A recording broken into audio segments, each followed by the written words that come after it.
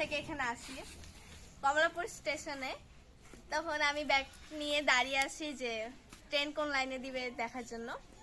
হঠাৎ করে একটা পানির মধ্যে একটা লোক পিছলা খেয়ে পড়ে গেল।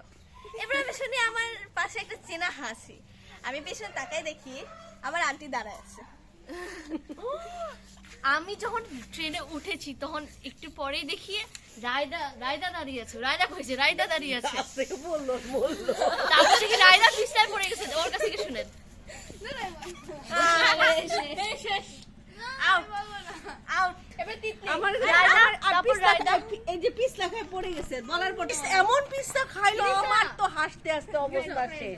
আমি হাসবো না ব্যাগ ধরবো, ব্যাগ ধরে যাবো না দাঁড়ায় থাকবো, এই চিন্তা করতে করতে হয়রান।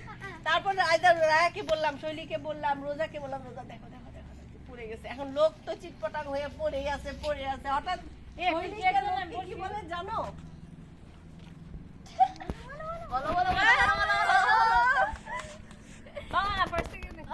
শৈলীকে লোককে কি বলে? না শুধু তো নামই জিজ্ঞেস করছে যে আপনি পড়ছেন।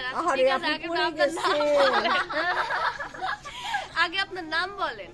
তো নাম বলছে আচ্ছা ঠিক আছে আপনি কোন ট্রেনে যাবেন?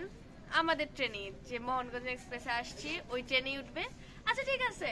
তো মোহনগঞ্জে যেহেতু ট্রেন তো ময়মনসিংহেও থামবে, নেত্রকোনাতেও থামবে।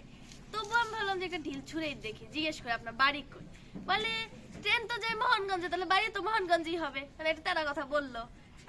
আচ্ছা ঠিক আছে আরেকটা জিজ্ঞেস করি।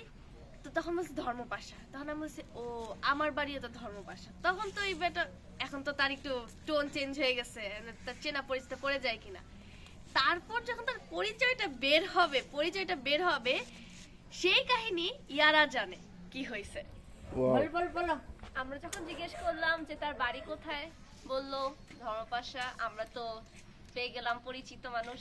এখন যখন বলতে যাবে যে তার বাড়িটা অ্যাকচুয়ালি কোথায় তখনই হুইসেল দিয়ে দিল।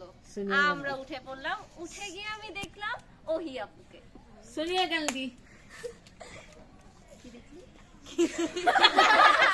হুইসেল বাজছে তখন ইয়ারা আমাকে দেখে।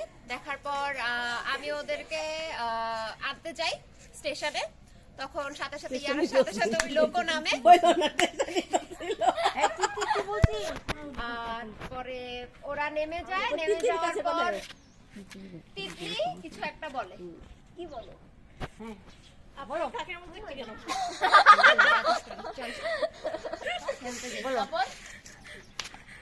লোক হেসে দেয়, বলে আপনি তো গরু।